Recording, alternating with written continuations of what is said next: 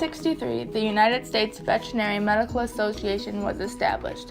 Its name would later be changed to the American Veterinary Medical Association in 1898. The first National Convention of Veterinary Surgeons was held in New York in 1863. During this convention, 40 delegates attended, and each one represented one of 7 states. Dr. Alexander Liakard was the head of the American Vet College, which was in New York. Dr. Liakard's voice was extremely dominant in this profession, and because of this, New York became the unofficial headquarters for the AVMA. And to think that veterinary medicine was almost non-existent in America. Vet medicine was established in the 18th century, but only in European countries. Although this practice was becoming more common during the 19th century, there still weren't very many veterinary training colleges. Many farmers and civilians had a difficult time finding qualified veterinarians, and civilians had an even more difficult time getting help because the vet's main focus was on livestock. When people could not get access to these vets, they would use unqualified vets who practiced quack medicine. Quack medicine is when someone pretends to have knowledge and qualification that they do not have. It is great that people are willing to help other people, and them getting involved could spark them wanting to know more, but it could also do more harm than good. If someone is truly unqualified, they could end up hurting or even killing someone else's animal. Since this profession was still up and coming, there was still so much research to be done.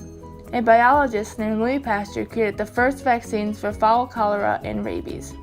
Rabies is one of the oldest recorded diseases, and it affects both humans and animals.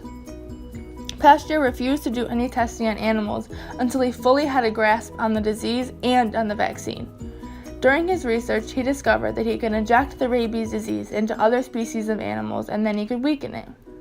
The first vaccine that he came up with was designed to be given to humans after they were exposed to the disease, and it required multiple injections. On July 6, 1885, after having success in protecting dogs against rabies, he treated his first human patient, a 9-year-old boy named Joseph Meister. The young boy would have passed away if it had not been for the success from Pasteur's vaccination. I'm not thrilled about the use of animals for testing the vaccination for the disease, but it ended up saving a young boy's life and many more to come. Since the anatomy of many animals is so close to that of our human anatomy, animals have and continue to be used for testing. Up until about the 18th century, no one questioned if it were morally justified to test on animals. During this time, animal testing and the whole medical field was still being developed, so there were no regulations on what could be done to people or animals. Scientists and medical professionals were able to do whatever they pleased to the animals, and even went as far as to making public displays of animal experiments. Francis McGendy and Claude Bernard were 2 physical physiologists, and both of them believed in using animal testing in their research. All the experiments that McGendy conducted on animals were all done without the use of anesthesia. There were also many experiments he performed that could have been done using cadavers, but instead he chose to torture a living animal. His unnecessary and cruel treatment towards animals sparked people's interest and eventually led to the creation of the Cruelty Against Animals Act. This was developed in 1876 and was the first piece of legislation to regulate animal experiments. It was terrible that the animals used in his experiments had to go through that awful pain, but it was necessary in order to have the laws that we have today to protect animals against this kind of treatment. The American Veterinary Medical Association is still around today and has more than 89,000 members.